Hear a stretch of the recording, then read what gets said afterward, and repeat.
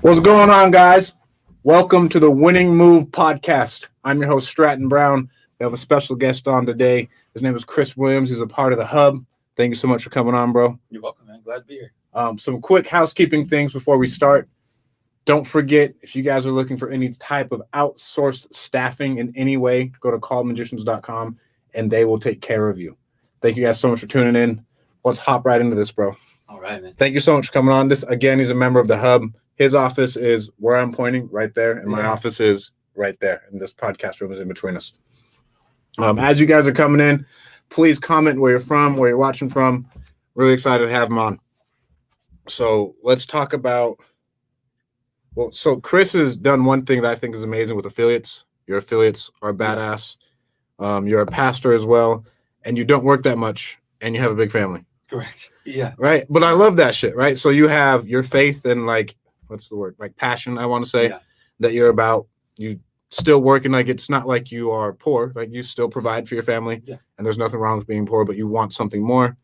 And then the affiliate stuff is really cool because that's easy income. Yes, it is. Much easier than rentals. Oh, yeah. Absolutely. Much easier than rentals. Yeah. So let's start off, bro. How did you get into real estate? How did I get into real estate? Okay, so we got to go back to like 2009. Okay. Right. So I am working a full-time job, cleaning pools. All right. I actually really love my job. I mean, it was very physical. Did a lot of physical work. I was outside all day.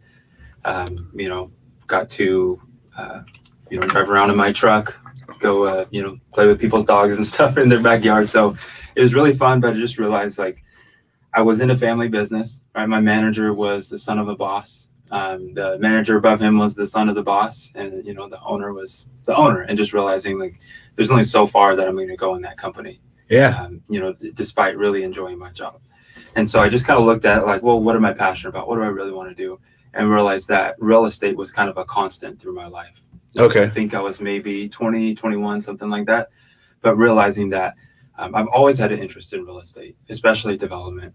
I mean, and I remember first time I went to San Francisco, I was probably 5 or 6 years old. And I remember driving through downtown just in awe, looking out the window, seeing these skyscrapers. Okay. And just being like, man, I don't know what these are or what they're for, but one day I want to build these, right? I want to build these here in my town. So, all through my childhood, 5, 6, 7 years old, just fell in love with video games like SimCity, right? And playing with Legos. I mean, I used to take Legos and build whole cities in my room and just pretend that I was just this developer or city manager or something like that. So there's kind of this constant of one day I want to do this, but I never really knew or understand to take that desire and turn it into something real, right? It was just like this awesome imaginary idea that one day I'll do, right? But not realizing that there was actually an entrepreneurial desire to take that and actually turn it into something. But when I was about 20, 21, I decided that I wanted to do something about it. So one day after work, I went home and I just Googled how to make money in real estate. And this was 2009, right? So it was in the crash. I mean, it was pretty much beginning of the crash. We're in a recession. And at that time, I learned about fix and flipping and just started learning as much as I can. And then I ran across the flip man. What's his name? Bro, Ty the Flip Man. I came across him at first too. Yeah, so this was 2009. This is summer of 2009. He's been doing it forever. Oh yeah, he has been. I think his YouTube's 2006 or 2005 or something like that. Oh wow. He started putting videos up. And so he had talked about wholesaling and you find a motivated seller for 30 grand, you turn around, you flip it to a cash buyer for 33, and you make 3 grand and you don't have to put up any money or any repairs. And it's just at the moment, it was just my mind was blown. Oh my gosh, I didn't even know you could do this, right? I thought I had to go get a good credit, save a bunch of money, go try to find these houses and get loans. But this idea of wholesaling was just it opened up this whole new world for me. So I started asking people that I knew, family, friends, oh no, that's a scam. That doesn't sound real. It's just no, what he's saying makes sense. So I just did more digging, bought some books, and then I just started calling people. I started calling real estate agents, brokers, lenders, anybody, and just start asking them, hey, is this possible? Do you know anybody doing this? And some people were like, yeah, some people do it. And then I just started reading every book I can. I just started buying books and reading what I could. And then I ran across somebody who was trying to start the same thing. We had just started posting ads on Craigslist. I think this was December of 09. And he's just like, hey, instead of competing, why don't we just get together and, we'll just build a business together. And I was like, cool, sounds good to me. So I think we closed our first deal maybe 2 months after that. I think it was February. Okay. So I didn't really have any money, but I had a credit card. So I went to ListSource. I think it's actually RealQuest at the time. Bought, maybe 300 absentee owners. Went to Office Depot, bought some, number 10 envelopes, paper, and just printed out 100 letters. I started with 100 letters, and it wasn't anything mail merge. It was just, hi, my name is Chris. I want to buy your rental property here in Fresno. Please give me a call. And I got one call, and that landed our first deal, which was like $9,800. Hey, that's a lot of money. Yeah. And so we took a lot of that money, put it in the bandit signs, started putting bandit signs up. One of the first bandit signs we put up, somebody called, and it was an out-of-town owner from LA. He had bought 2 houses here in Fresno the year before, but he needed to quickly sell it to take advantage of a business opportunity in LA. So ended up putting both those properties under contract for $100,000 total, off of West and Ashland. Okay. And so we flipped those, and we made like $20,000 on that wholesale. And it was just like, okay, I'm going to go full time. So March of 2010, I went full time, and we went full time for 2 years together. So at the end of 2011, I just felt like it was time to go out on my own. And how did that breakup go? It was okay. I mean, it's hard, but just through prayer and in my own walk with the Lord, I just felt like for some reason it was time for me to go out on my own. And telling him that, of course, I know that he probably took it hard. It seemed like it was almost like a breakup. And I remember him telling me, it's a marriage breakup, bro. Yeah. And it was nothing personal against him. I just felt like this was the season for me to step out on my own. And so that was December of 09. So that, at the end of the month, I was out on my own. I'm sorry, December of 2011. Okay. Yeah. So, but we did okay. We probably wholesaled maybe 12 or 13 houses every year. And then we fixed and flipped, I think, maybe 4 during that time. So we had ran across some private money lenders, people that wanted to partner up. And so they brought in the cash. We brought the deal and managed the contractors, and then split everything. So they were on JVs, but, give me a good ground to start running. Right. But in 2012, realizing that I had never negotiated any of the deals. My partner did. Oh, so you were the back end. Yeah, I was the marketing, analyzing. I get comps together, I get the rehab numbers together. So going into it, man, I fumbled and failed big time.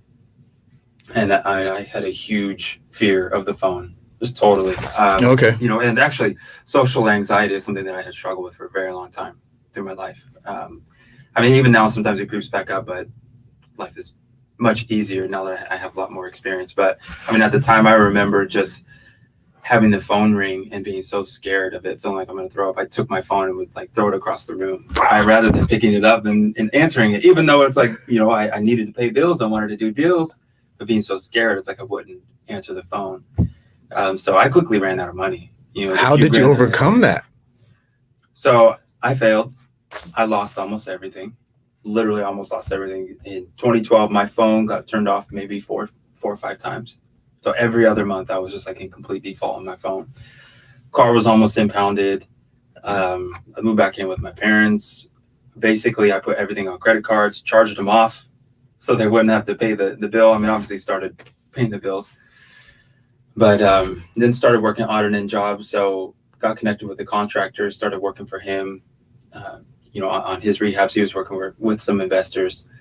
Kind of went back to doing some side jobs on pools, not with the old company, but I just started doing marketing like, hey, I'll clean your pool filter or I'll do some repairs. So I had some calls that was actually really cool. It would bring in a few $100s a month of just some side stuff here and there. But still almost lost everything. And then towards the end of 2012, I had a friend who's kind of a mentor to my wife and I. And he came to me and he said, hey, you looking for a job? Our sister company is looking to hire. And this was actually a big redeveloper here in Fresno. Okay. And I said, yeah, definitely. So I had been applying at Walgreens or CVS, Save Mart, all this kind of places. Basically, I needed to get any kind of job. Yeah. Because really, I had given up on wholesaling. And so I said, yeah.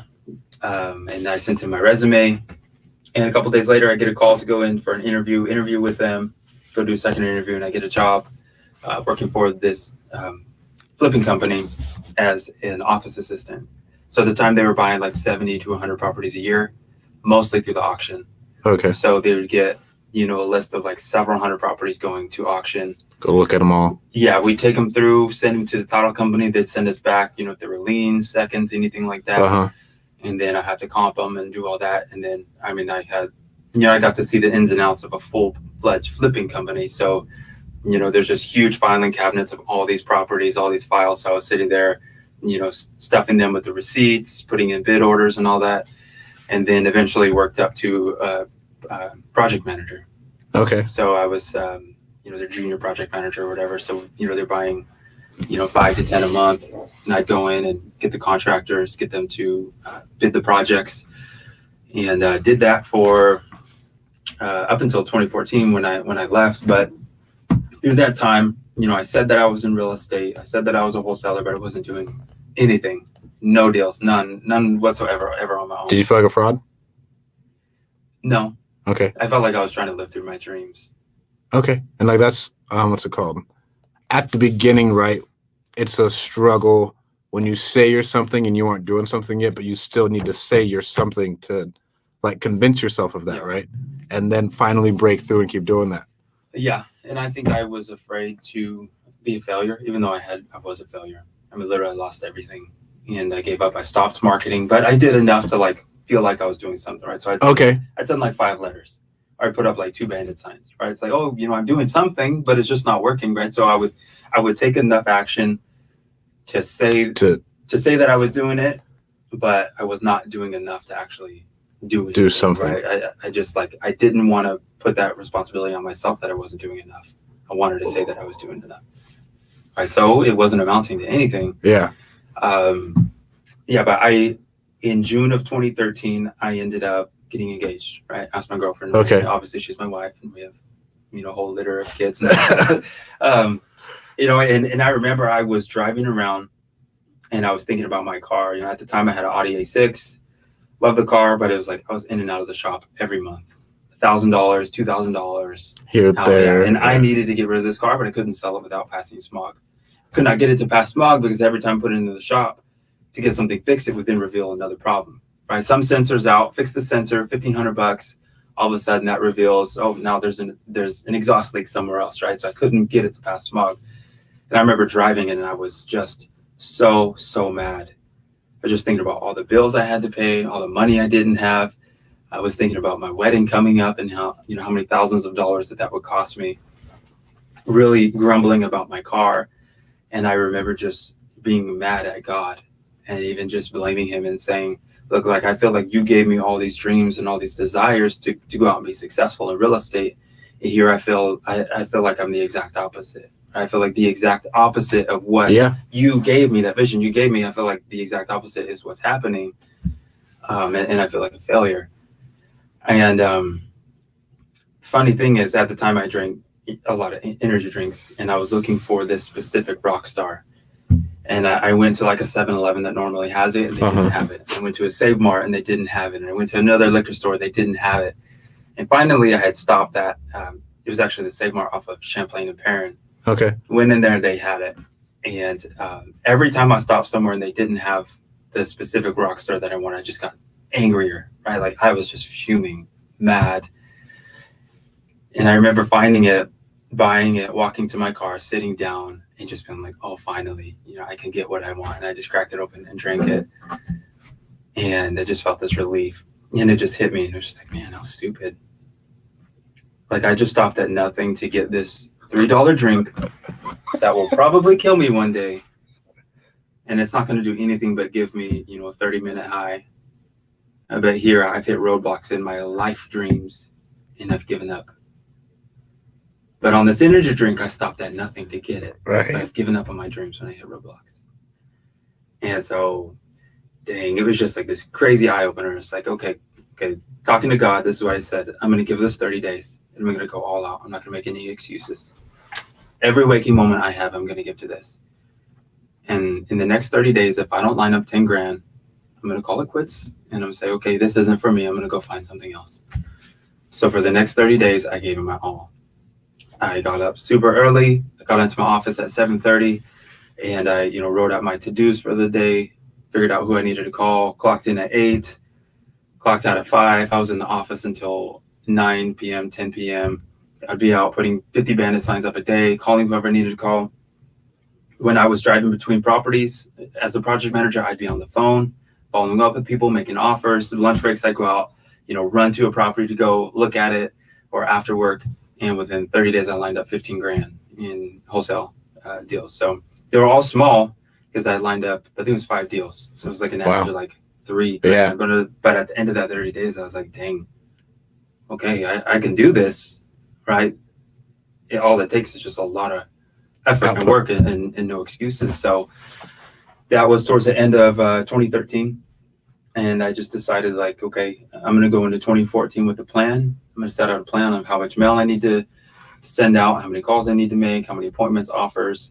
And in 2014, I want to go full time. So in December of 2013, I hit the ground running. And, having a full-time job, it was like 2, 3, 4 deals a month, just like that. Because I took that plan that I saw worked, and I was just putting it into place. And so towards the end of March of 2014, I went full time. And in my first year full time by myself, I did 33 deals in 2014. And so I've been full time since then. We had our first kids in the end of 2016, twins, and radically shaped everything I do. Shaped my why and how I work, when I work, and all that. But I don't know what else to add to that. That's awesome, bro. I mean, and I'm not a faith guy at all, but I'd like to hear about how your faith helped you through your hard times. Like to where you are getting your fucking car repoed. You're getting all this, your phone's off every other month. Like I've been to some lows, and like that's hard. Yeah. So like, tell me about how your faith did help you through that. Yeah, I think that's a really good question. To me, it was just holding on to what I believed that God had shown me, which was to be a successful entrepreneur. So interestingly enough, when I started my business, or when I was first looking into real estate, 2009, 2010, my why was because I didn't want to be poor. It's a solid why, though. I remembered, memories as a kid of, being in a house with no running water, being in a house with no electricity, our home being in foreclosure, and my mom crying about not knowing where we're going to live tomorrow, right? Like those are the memories that fueled me to being like, okay, I don't ever want to go through that, right? I don't ever want to put my family through that. But as I got into that and started making money in the beginning and being able to give money and being able to give my time, my why started to change, and realizing, like, instead of running from the negative, which was those, the past failures and stuff of my family or whatever, I was running toward being a blessing to people and really finding the joy in giving something rather than running from something. And so realizing, like, okay, well, maybe that's part of my calling. Right? Maybe the possibility or the ability to create jobs or to go into neighborhoods and change these neighborhoods around, right? Both financially, economically, and spiritually. And just seeing, like, really just believing like that this is my why, this is my reason why, and believing in everything that is part of my purpose, and that it goes beyond myself, right? It's not just me and my brain creating this idea, but it's like this divine idea coming in and pushing me. And really, one thing that my pastor says that I've just held on to for a long time is pray like it's all up to God, but work like it's all up to you. Yeah. So God can give me ideas, he can open doors, but it's my decision if I want to step forward and work towards that. And so I think my faith of just realizing that God gave me the ideas, but I need to put it to work. And it's having a strong why is massive, right? To where we talk in our company of just what are you doing and why are you doing it, right? And you use the example of the guy building the cathedral. So you have the one guy, what are you doing? Oh, I'm laying bricks. Oh, well, I'm laying bricks to build a building. And then the third guy is like, I'm laying bricks to build a cathedral. Yeah. That's going to be magnificent, and it's going to be here for thousands of years, to where you have something behind you, and that why you're doing it and everything else really helps you out. That's,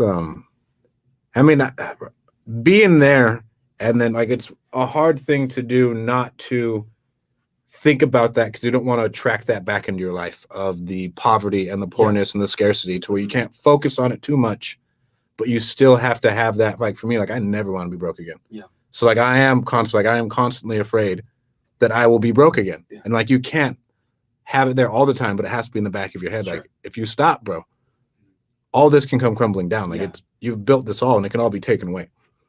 Yeah. That is insane. I want to talk about, so how did your job help you in real estate, right? So when you went to do all the bids and everything else. Yeah. So, like I said, we were bidding at the auction. So I'd have to go drive by properties, and basically what we would do is, like I said, we get a list of hundreds of properties coming up to auction. Obviously all of them didn't go to auction, but we would kind of pinpoint the ones that we wanted to bid on, comp them out, come up with a rough comp, look at Google Maps, and then also drive by them. Okay. Right. So basically doing this every single day, I kind of got to a point where if I saw the front of a house and how well it was kept or how poorly it was kept, I could kind of figure out what the inside is going to look like, right? If someone doesn't take care of the front of the property, they're not taking care of the inside, period. Yeah. So, having a comp, maybe 50 properties a day, come up with repair numbers and all that. And then when we bought the properties, actually going out there and confirming our numbers were right or they were wrong. Uh-huh. And then having to come up with repair estimates, get bids. I think on average, we tried to get 3 bids per property. So it got to a point where, I could do this in 5 minutes. I could comp a property, and then I could see a few pictures and come up with a repair estimate within a couple grand. Of what the ultimate, repair is going to be. So just doing that every single day. I'm really just practice doing it every day. Did that help you with negotiations later on, like when you were talking to buyers? Yeah, I think so. It's confidence. Buyers or sellers? Both. Yeah. Like talking to buyers and sellers, because some buyers will come and try and hit you with some bullshit. Oh, yeah. No, then I'm like, no, we remodel. I remodeled one a block away, same condition, and it was an X, right? And I know these numbers. I've done this many things. Yeah, the same thing with the phones, because I had to talk to contractors. I had to call contractors. I had to cold call contractors to try to get people, right? Mm-hmm. Because if we had a month where we bought 15 properties, our one contractor can't handle all that, right? I had to go out and try to do a bid walk with 10 contractors to see who would come through. And then also, because in that company we had property management. So they managed about 250 doors. Okay. And then a real estate brokerage. So kind of being in the office a lot, as I would field a lot of calls. So, I had to talk to people, especially on the phone. So I kind of got used to just being on the phone, right? I wasn't in there cold calling sellers for them, but just fielding calls. And so just got used to it and realizing like a potential seller is really just a potential friend. That's right. You have a problem and I might have the solution. Hey, let's try to figure out what's going on. Right. So rather than being this fear of like, if you say no, I'm going to like crumble and die. Mm-hmm. Right. That's like what my fear was before. Just realizing, nope, there might be a mutual beneficial relationship here. I'm just going to try to figure it out and maybe we can come up with the solution together. And so just being on the phone every day changed that perspective as well and helped me to overcome. Start. Is that what helped you overcome the social anxiety? Oh, absolutely.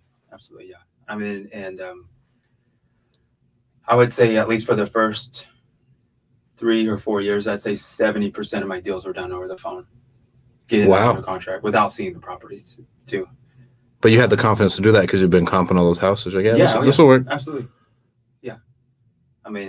So if I needed to send somebody comps, someone who wanted 80 grand, but block away is sold for 50 grand, I'd pull it up and say, hey, but this house right here, same condition, it's just sold for 50 grand. Here's this address. And it's hard to do that now. It is. Yeah, it is very hard. A pastor with freaking social anxiety, bro. And so does it ever pop up anymore? Oh yeah, definitely. Yeah, I don't preach all that much, but I lead classes or I'll open something in prayer. But yeah, I could be talking in front of 3 friends or 30 people or 300 people. And today I could have all the confidence in the world, and tomorrow I could be, ready to throw up. And that just made me nervous. It's hit and miss. That's intense. I've been blessed to never have that social anxiety to where like I would write on my hand for like public speaking class and have like 5 notes and I'd be able to go and rattle for 30 minutes. Yeah. It was just something that worked out for me. And now I want to talk about So Alon was the Craigslist king. You are a close second because whenever I had all my Craigslist ads going out, you were up there. I don't know if you were flagging me. I would never flagged anybody because I hated when people did it to me. Bro, so I hated it. And like, so what's your secret on getting so many out, on so many Craigslist ads out? I would so I don't do it that much. I probably post maybe 3 to 4 times a week now. Still? Yeah. Do you post them or does VA do it? I do. Really? Yeah. Do you just go and renew them? Yeah. Well, when there's enough, I can go in and renew them. But yeah, if I start posting a lot of fresh ads, they'll start getting flagged, which I think is more of the automated process. But and I know other people will too, because sometimes people will email me too, like all mad. What? You know, they click to reply. You're kidding? No. Just random because, people? You know, I used I use pictures like my family, and because it's my wife and I, we own the business, so you know sometimes people will reply and they're like, you know, why are you using a picture of your kids? You're a scammer and all that kind of crazy stuff. It is Craigslist though, bro. Yeah. So when I'm very dedicated in that, I will have like an actual daily to-do list. So I know at like 9:00, I post a real estate wanted and a real estate buy owner, and at 12:00 I post another one, and at 3:00 I post another one. Then I got to leave to pick up my kids, right? So when you see a lot of my ads on there, it's because I'm actually sticking to a daily schedule of doing it at a certain time, and you know, sometimes I create a daily task tracker for myself, and so if I say I have to post a certain amount a week, I'll go in there and I'll type in when I did it, and then at the end of the week I kind of see that percentage of what I hit or not, and then I know where I need to improve. How many deals are you pulling out of that? Oh gosh, maybe 4 a year. Wow. Yeah. Right, and that's free. Yeah, it's free. That's 100% free. Other than labor and time, but yeah, no marketing costs. How come we don't have a VA do it now with a VPN? VPN, good. And that's what because I had someone start to do it, and then I wasn't using a VPN, so all of it got flagged. Yeah. But now, if I did want to do it again, I just have a VPN and have them just go do that 3 times a day. I may do that, and I've been considering looking at like what tasks do I need to get off my plate. And you know, Craigslist would be good. And I think if you're posting several a day, every single day, I mean, I don't see it as like a deal or 2 a month, but I mean, I can see a handful a year. I mean, but, okay, you're doing 4 deals a year. I mean, you can pull out 40 extra grand. True. If like someone's just chilling at home and like they need something to do during work. Yeah. Right. And they post 3 or 4 of those a day. For sure. You make an extra 40 grand a year for free. So Craigslist king. And then let's talk about you scaling too fast and how you hated it. And where it started off, like what was the time frame of like, you know what, I'm gonna blow this up, blah, blah, blah, Sure. like your mastermind experience and everything else. Oh yeah, man, that's great. So I'd say mid 2018.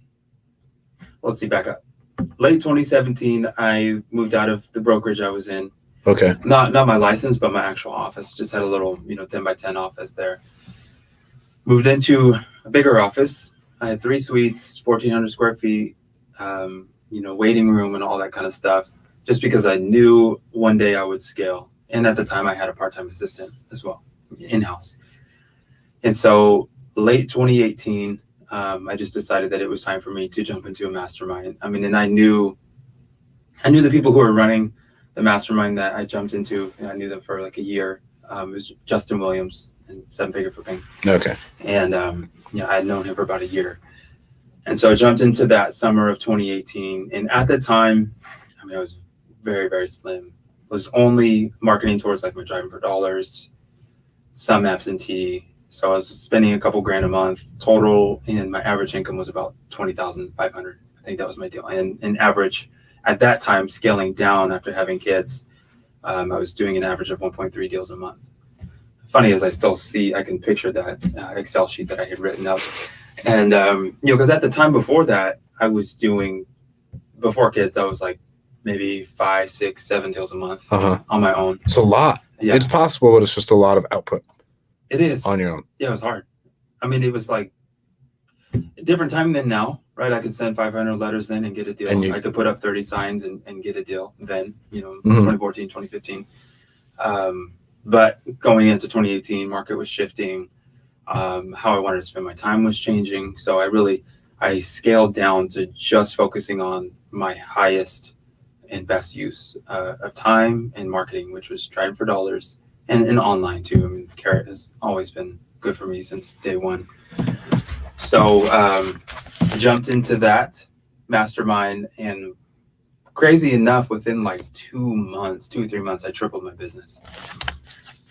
With how much output though of monthly net? Yeah.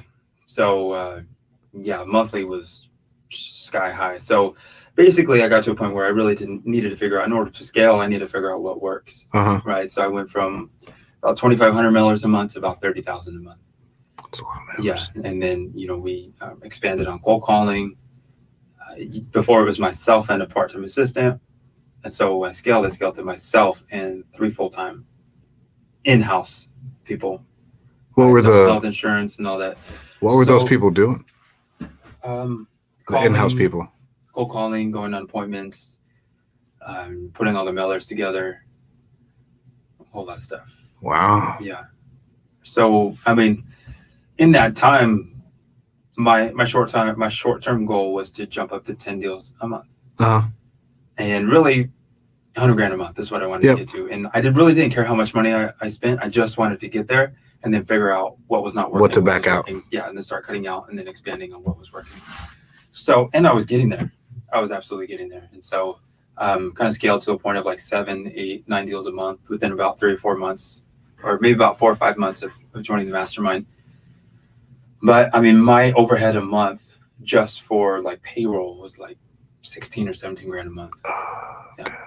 And then office, internet, marketing, you're talking 30 grand a month, whether I made money or not. And, just to get to the volume, really started compromising on like what I saw was a deal. Not compromising in like negotiations, right? But like if my max number was 70 grand and a seller was stuck on 80, I was like, okay, let's just sign, right? Because I just want to see if we can take it to market and pull something out of it. So before scaling, my average deal size was literally $16,666 and like 35 cents. So when I scaled, then jumping up on volume, that number went way down, right? And then the cost to get the deals went way up, right? Because I had staff, I had diminishing returns, right? And then I had to take on deals just to pull a couple grand out of it, just to put it back into the system. So, I mean, even though I scaled up in deals, I didn't scale up in profit. I scaled up in revenue tremendously, but it was not profitable, especially because I was just trying to take every dollar that came in and throw it back in to see what would work. But I think it's about 6 months in, I probably had like 400 grand in my pipeline of deals. Some development deals, some flips, some really big wholesales. But somehow, some way, I just hit the string of like cancellations, deals backing out, unknown repairs coming up in the middle of escrow, and buyers wanting to back out or reduce, purchase price. And so, I mean, I had one deal that I was supposed to make 200 grand on, and it just got like got delayed until the seller was like, no, I'm not going to extend it anymore. It was a development deal that just kind of went south. And so I had these string of like cancellations, delays. I mean, and I still had 30, 40, 50 grand a month going out in bills. Yep. And so I got to a point where I was just like, nope, cutting it all. Because like I'm in the red every month of just money going out. And so I just, my momentum just came to a screeching halt. And then I just cut everything and I came to a point where it's like, this is not really what I want to do. Right. Going back to my why of like, really, why do I want to do what I want to do? Well, I want to spend time with my family. I want to be there for my kids, right? I want to build a lasting legacy. It goes beyond just money or rentals or assets, right? I think that the greatest legacy that I can leave with my kids is them knowing me face to face and being there every morning, every night, being in their life and them knowing their dad and me being able to actually build a relationship with them and leave in them character and honor and integrity and all that, not just, here's $10 million when I die. No, that's nothing. It's nothing compared to relationship. So just realizing that I had pulled away from that.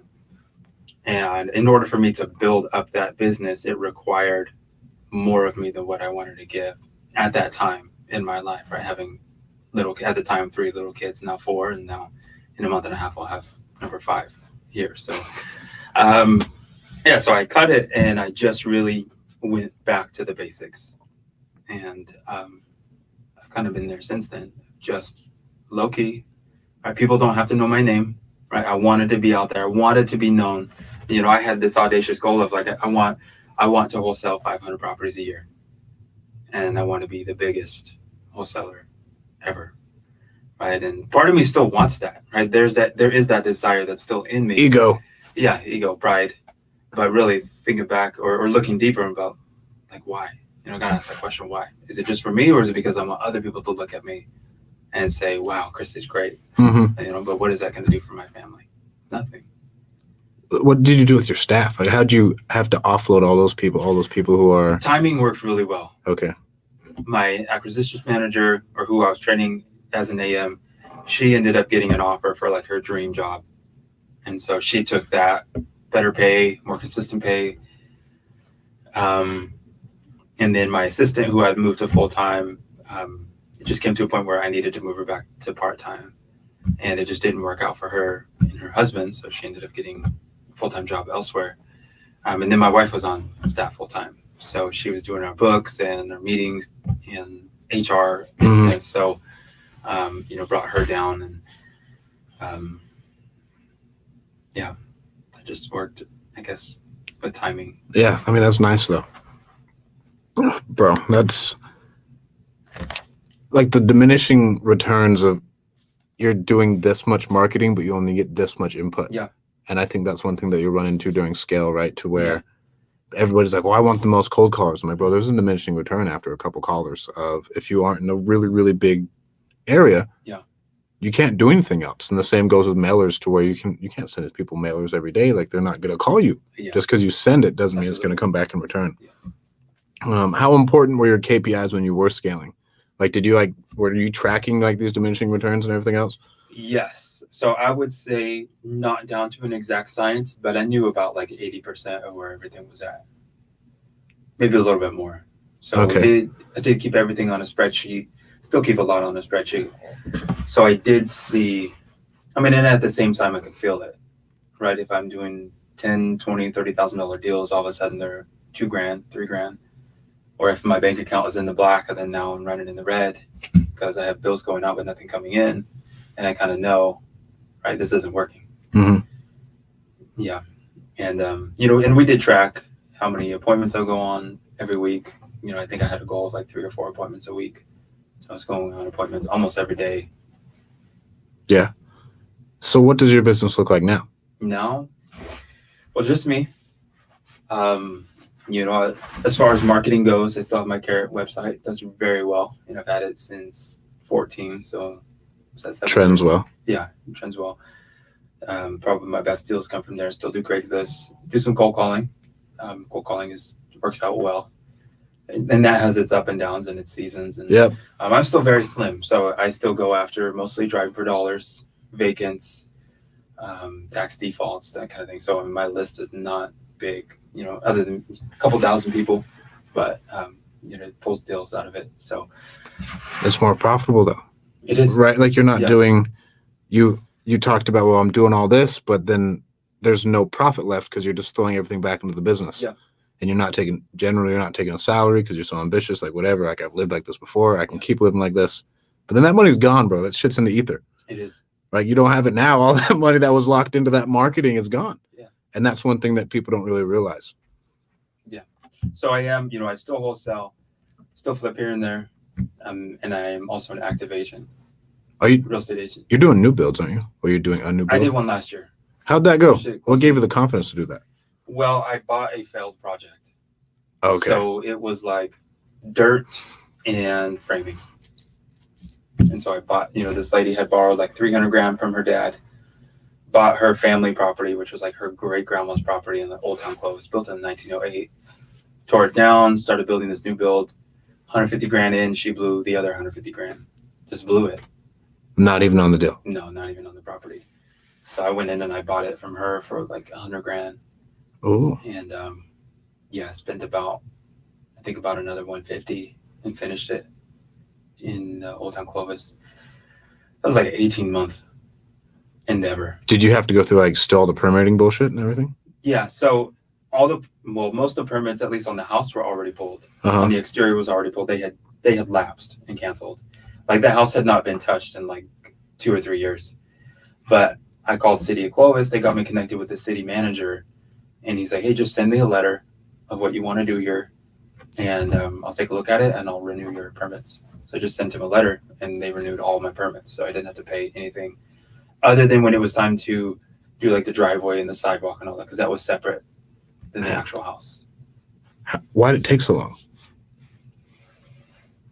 Well, I don't know exactly.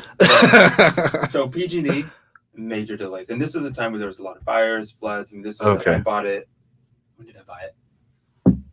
2019. Mm-hmm. So I think there was like the Orville fire and all kinds of stuff. So PG&E had put new builds on the back burner. And it's still something I hear of some new builds getting delayed 18 months because PG&E won't go out there to do it. Right. So for me to get power, it was 12 months to get power. For me to get gas, it was probably about 14, 15 months to get gas on the property. What? Yeah. And you're just sitting there taking strokes. Yeah. And to pick up the builder. So it was only cost effective for me to take over the previous owner's contract and continue that builder. So, okay. It would have cost a lot to go get another builder in, to pull new permits, and then get them to finish it out. So it cost, I think they were like $60,000 to finish out the house, something like that, maybe 50.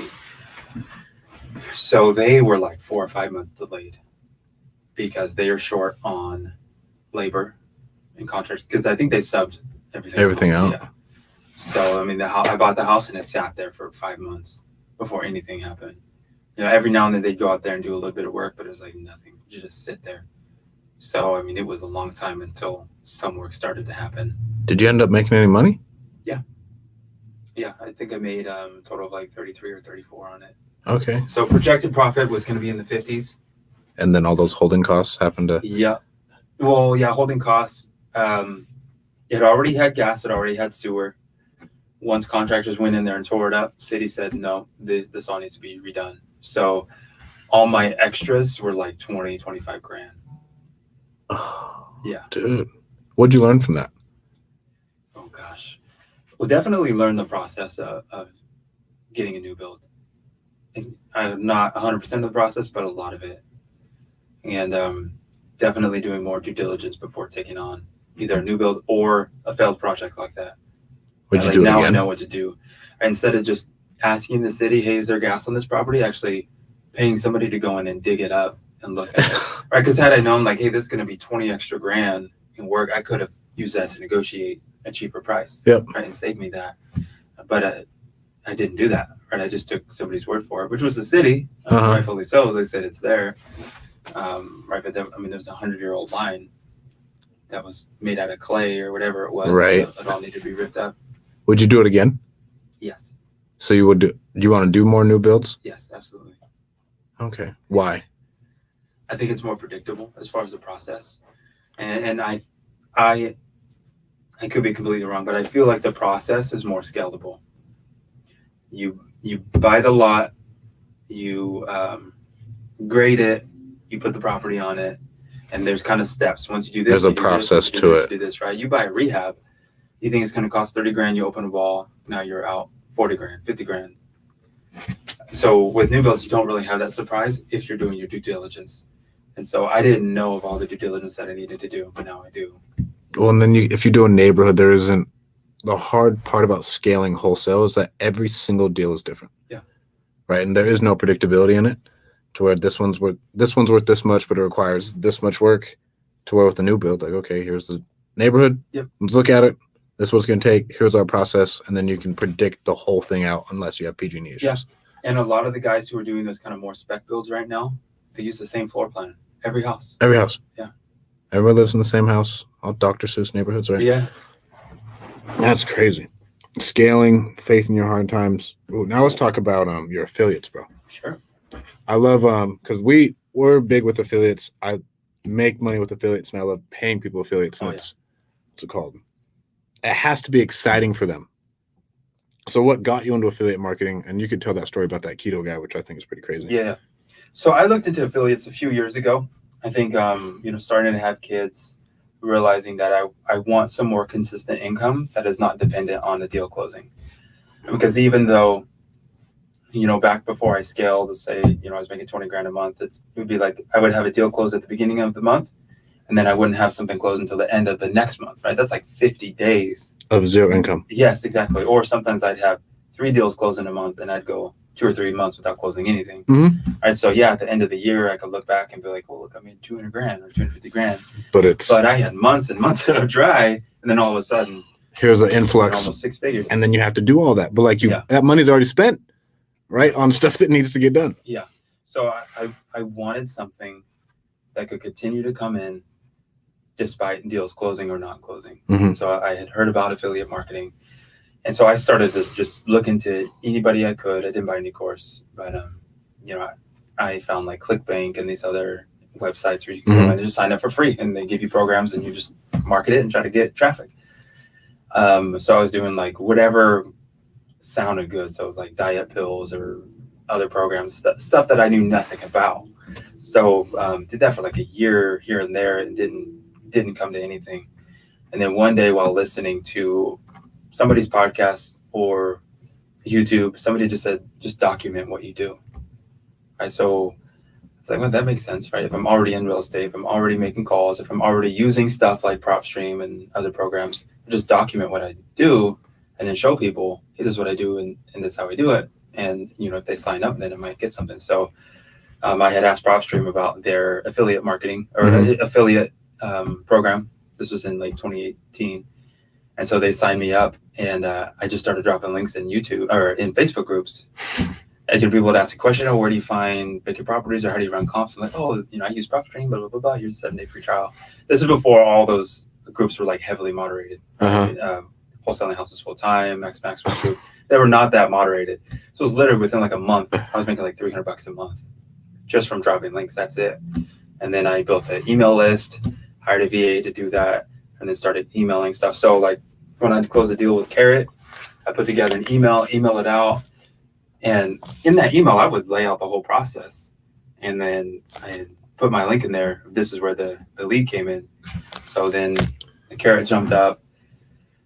And my effort with that has always been up and down. Sometimes I go really hard for a month and the income jumps up, but then I get busy with deals or with life or with church, and they kind of stop for a few months, and then all of a sudden go back. So I think it was 2019, I started my YouTube channel.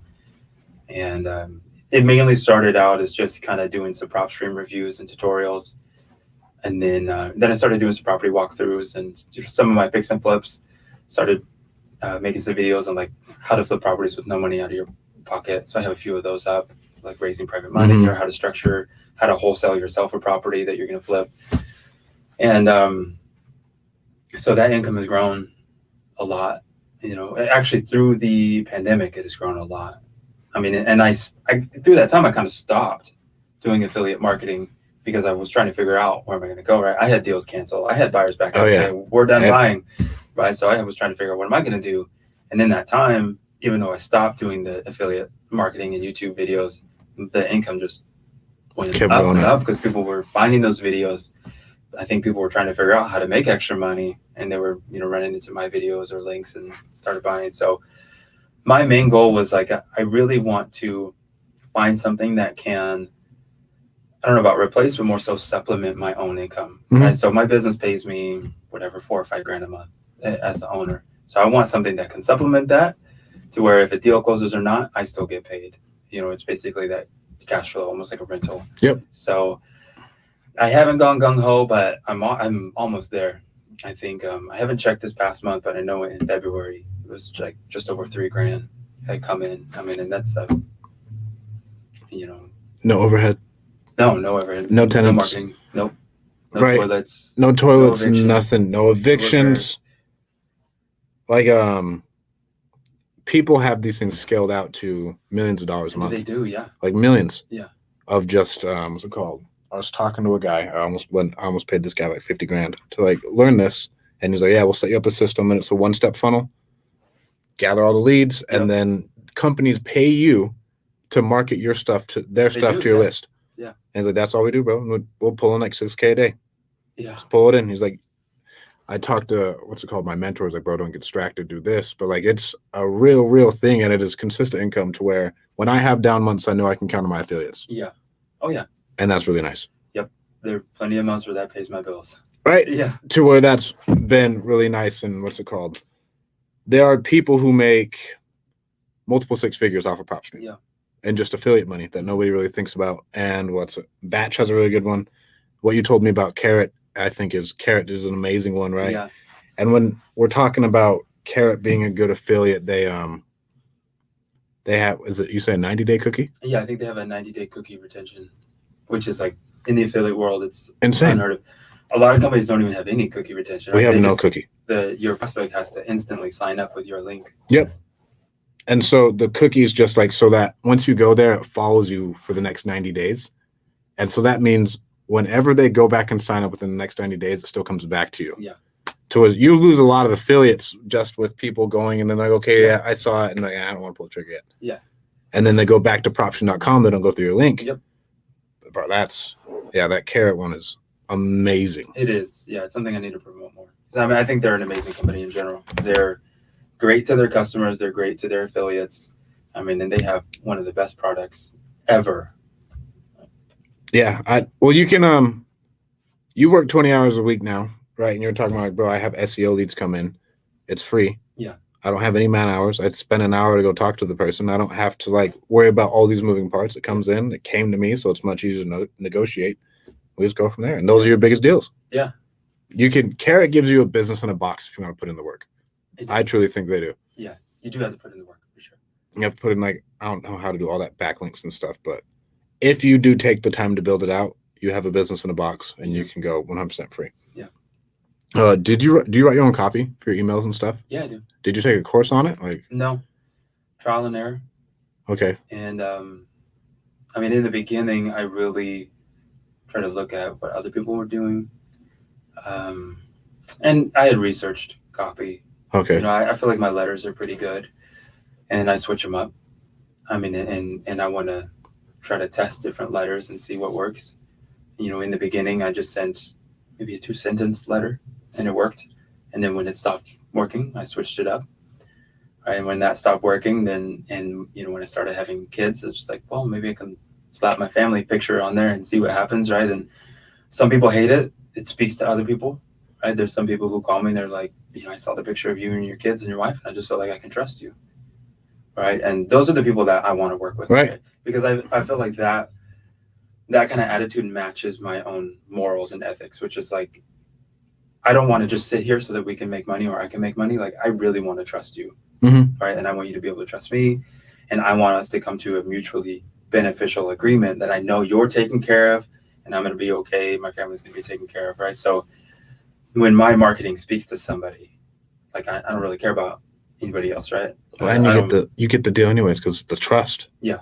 What's it like? They know you. Like if you're going to put your face on it, whenever we were doing direct mail with Alan, we put Jennifer's face on all the time. Oh yeah. And that was the only thing we do. And that way it's an actual person, an entity. And it's not just, oh, this company wants to do this. Mm-hmm. Like, no, like this is our family. This is what we do. And that's what we switched up our wholesale business to. Mm-hmm. Like Easy Breeze Properties, and it has like our family picture on there. Yeah. To where it's, oh no, we're local. You're local.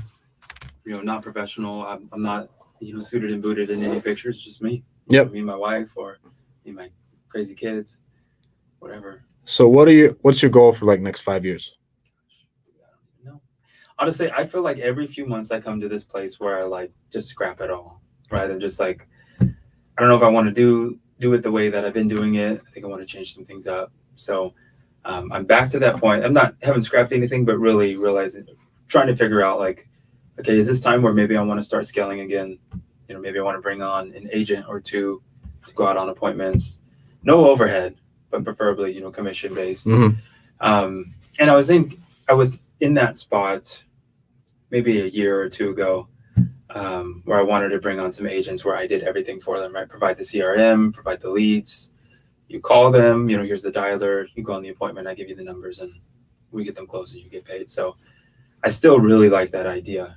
Maybe finding a real estate agent or two that wants to make $100,000 a year, mm-hmm. or $80,000 a year, working 40 hours a week, or $150,000 a year, whatever. Yeah, I mean, you can make a lot of money. You can, and I think a big benefit to that for someone coming into an organization like mine or like yours is you think about, for a business owner, if I make $100,000 in a year, how much am I taking home? 25, 30, right?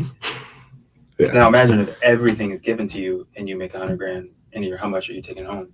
Most of it. Yeah. Right, minus taxes, maybe 65.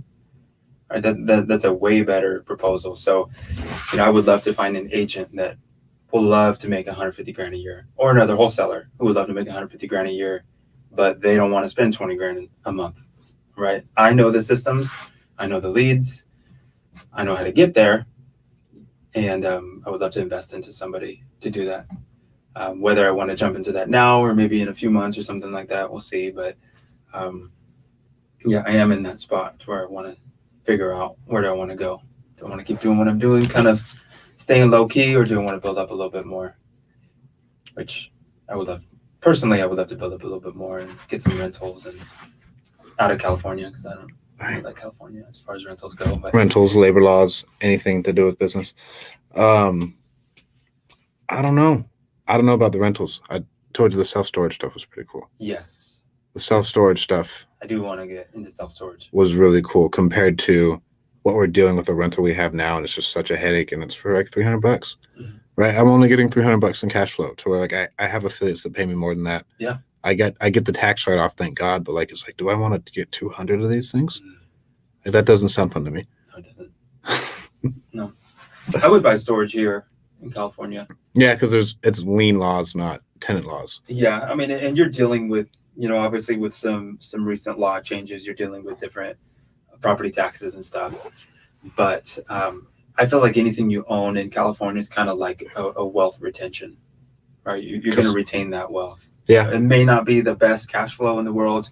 You may have higher expenses with labor and property taxes, but you're going to be able to retain a tremendous amount of wealth, especially if you're buying with a loan, and then over time that loan gets paid down. Right, and then you're getting a lot, right? Like, cause if you let's say you can afford it and you want to buy a house in San Diego, so bro, I know it's going to appreciate $300,000 over the next 30 years. Mm-hmm. Fuck it.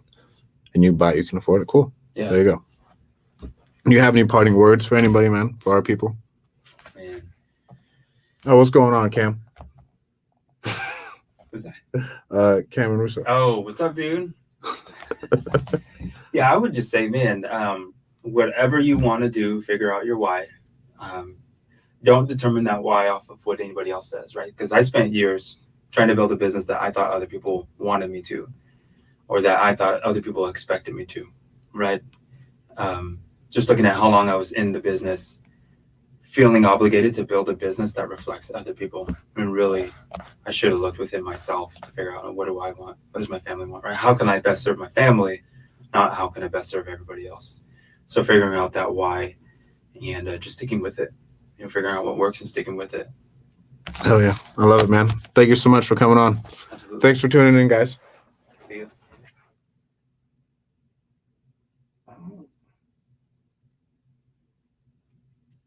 There we go. See you guys.